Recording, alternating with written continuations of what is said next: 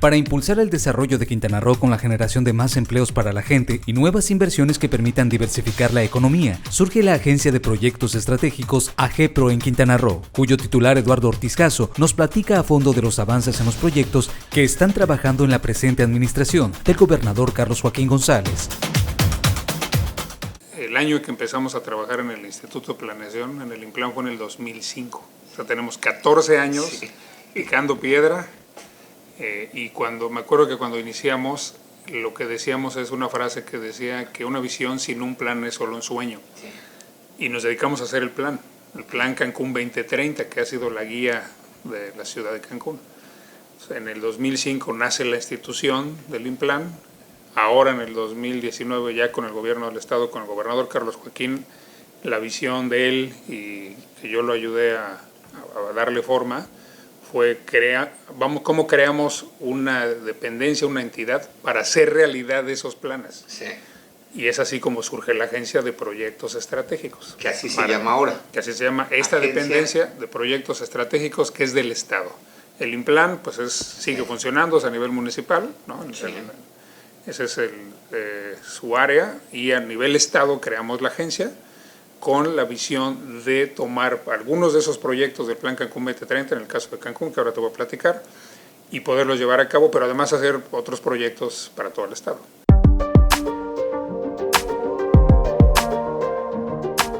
En el caso del puente Nichupté, ya con la agencia la agencia nace con la Ley de Asociaciones Público-Privadas estatal, que es una ley para el estado y los municipios, y esa ley es el marco legal que permite que proyectos de infraestructura como el puente Nichupté se puedan realizar con inversión privada. Que así debería de ser. ¿Para qué le gastas tú como gobierno? Y sobre todo en proyectos de esta naturaleza que son autofinanciables, porque los puedes poner a operar y cobrar por ellos, como es una carretera de cuota, ¿no? Sí, recuperar la inversión que tuviste. Recupera la inversión con un peaje por un cobro por cruzar. Sí. Entonces nosotros generamos todo ese marco legal, arrancamos los estudios preliminares, definimos un pretrazo, que fue conectar la glorieta del distribuidor Cava Colosio, donde arranca la Bonampak y la Cava. Ideal, ese es el lugar ideal. Ahí confluyen las principales avenidas de Cancún, a ese embudo, es un gran distribuidor, y de ahí arrancamos el trazo del puente Nichupté hasta una altura cercana a Plaza Cuculcán. Ese trazo librando el área natural protegida de manglares de Nichupté, que por eso el pretrazo para nosotros era muy importante. Sí. Eso estamos hablando de cerca de 8.7 kilómetros.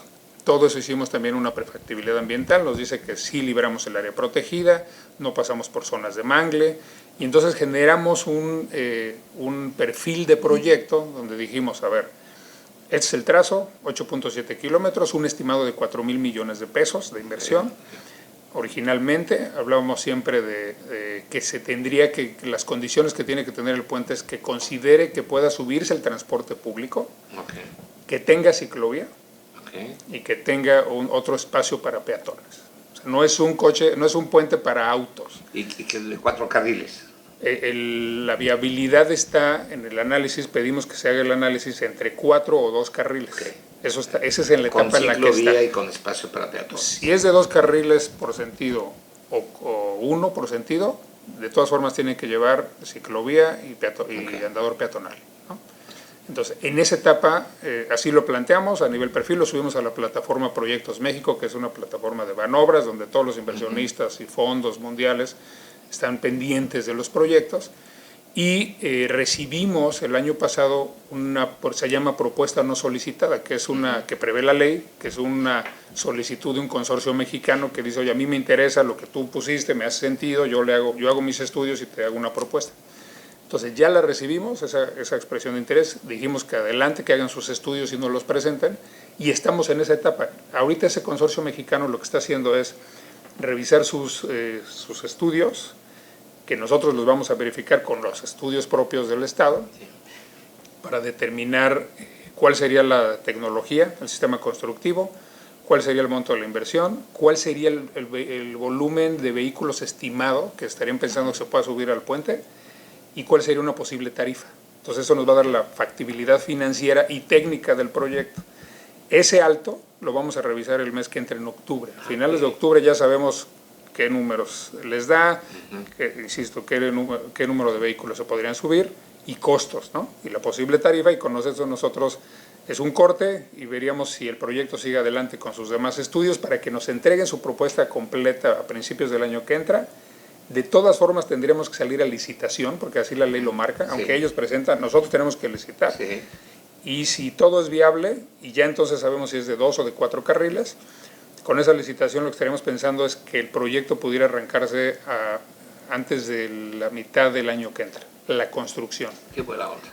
Y con la tecnología y con los tramos que hemos perfilado que podría arrancarse una obra con diferentes frentes, estaríamos hablando de una obra de 18 meses para concluirlo.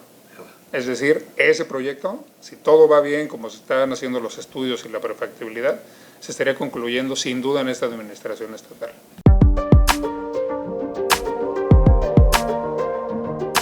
El otro que se vuelve muy importante, seguimos trabajando de la mano de Fonatur con el tema del proyecto Tren Maya. Lo que hoy tenemos claridad es que el tren de Cancún sale del aeropuerto hacia el sur, hacia Tulum, hasta Bacalar, hasta Chetumal, y estamos estudiando si es viable que exista una terminal del Tren Maya en alguna zona del centro de la ciudad de Cancún. Okay. Eso lo estamos estudiando contra otras dos opciones, que sería que no entre el Tren Maya y que podamos tener unos corredores alimentadores de transporte público hacia el aeropuerto. Okay. Entonces, eso está en análisis en este momento. Lo mismo tenemos que definir con los estudios cuánto sería el número de posibles pasajeros que se subirían al tren si lo traemos a la zona centro, contra cuál sería el número de pasajeros si van al aeropuerto. Si van al aeropuerto. Ese estudio se llama de demanda. Entonces, estamos en los estudios de demanda, estamos evaluando las diferentes alternativas de trazo en las ciudades donde, estoy hablando de ciudades ya muchos años, ¿no? Como la nuestra, que es una ciudad muy joven. Siempre entraban los trenes al centro de las ciudades y después los han ido sacando, ¿no? Pues se convierten en zonas urbanas. Nosotros estamos buscando alguna alternativa que pudiera entrar sin que esa entrada interfiera con la estructura vial de la ciudad ni con el mismo crecimiento de la ciudad. Estamos revisando temas ambientales, urbanos, posibles reservas donde sería factible y además vincularlo necesariamente al sistema de transporte. Entonces va de la mano, esa definición seguramente la tendremos en un par de meses, si entra y a dónde, y si no entra y seguimos alimentando con el corredor urbano, digamos, a la zona, al aeropuerto. Y el otro corredor que sí estamos trabajando de la mano, nosotros lo separamos en dos. El corredor alimentador de la zona hotelera, que es un sistema de transporte que llegará al aeropuerto, y el urbano, que es el que acabo de explicar, que sería o el Tren Maya o un alimentador. Lo que hicimos en paralelo de estar trabajando todo esto con Fonatur, nos fuimos y nos sentamos con SCT, a una gestión en paralelo, para incluir estos proyectos en el Plan Nacional de Infraestructura y que además estos dos corredores tengan un registro en la Unidad de Inversiones de Hacienda.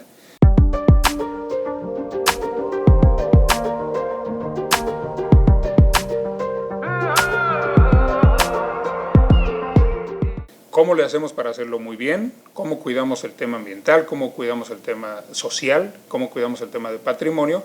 Y en esa lógica y coordinados y de la mano con el gobierno federal, que estamos trabajando muy bien, el equipo de Fonatur con el equipo del gobierno del estado, lo que hemos hecho es ir traslapando lo que va aportando y definiendo cada quien en su ámbito de competencia. Por ejemplo, en esa lógica de lo que estamos cuidando como gobierno del estado, nosotros hemos invertido hasta hoy ya 15 millones de pesos y vienen otros 11 más, vamos a llegar cerca de 26 millones, solo en estudios que son insumos para toda la definición del trazo del tren.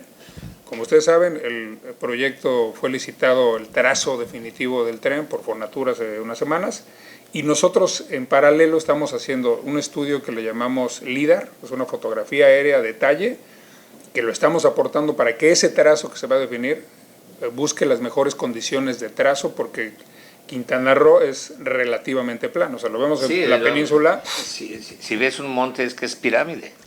Bueno, sí, en algunos casos, Sí. pero también hay zonas inundables, hay zonas bajas, entonces nosotros como gobierno del Estado estamos aportando esos estudios a costo del gobierno del Estado y esos insumos para que el tarazo realmente pueda valorar y revisar todas esas condiciones geológicas y entonces se busque la mejor alternativa. Entonces traemos estudio LIDAR, que es esta fotografía aérea, estudios de topografía, tenemos uno de prefactibilidad ambiental, el trazo del tren en todo Quintana Roo, estamos hablando de más de 500 kilómetros, es la tercera parte del Tren Maya. En Quintana Roo no tenemos un solo metro lineal de tren, entonces todo ese trazo está recorriendo instrumentos urbanos y ambientales que regulan lo que sucede en el territorio. Esa prefactibilidad ambiental nosotros como gobierno del Estado a través de la agencia ya la revisamos y ahora estamos afinando precisamente dónde va a pasar, cómo va a pasar, cuáles son las condiciones ambientales y urbanas. Por ejemplo, no toca el trazo Siancán, sí. ¿no? Está fuera. Sí, sí, sí. Si tú analizas... Va por el otro lado. Va por el otro lado. Entonces, y todo lo que decías, el tema patrimonio se está cuidando, o sea, el INAH está participando a nivel federal, no es algo...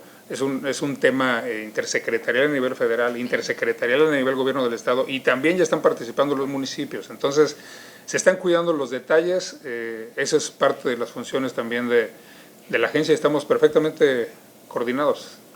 Me quedo con las 4 o 5 cosas que decías. El cuidado del medio ambiente, Sí. el cuidado del patrimonio y los temas sociales. Es decir, esos tres factores son importantísimos para el gobierno del Estado. Todo lo que estamos haciendo y la instrucción del gobernador Carlos Joaquín, se cuide bien. Viene un tema de consulta que ya está iniciando con la comunidad indígena, con las zonas urbanas. Es un proyecto que se va a socializar, viene una socialización, pero todas las partes técnicas las estamos cuidando. Yo creo que ya nos quedamos con eso, querido Eduardo, y decirle a la gente que nos está escuchando, no compartan tonterías, no pongan tonterías, estudien, investiguen, no se vayan con la finta. Yo tengo muchos amigos que de repente son ambientalistas, aman el Estado, aman nuestra tierra, pero de repente exageran. No hay que exagerar, que la crítica sea constructiva, como estamos hablando, y vamos para adelante en el desarrollo. Tenemos que cambiar, tenemos que hacer las cosas, tenemos que participar, pero participar bien. Crezcamos junto con el Estado.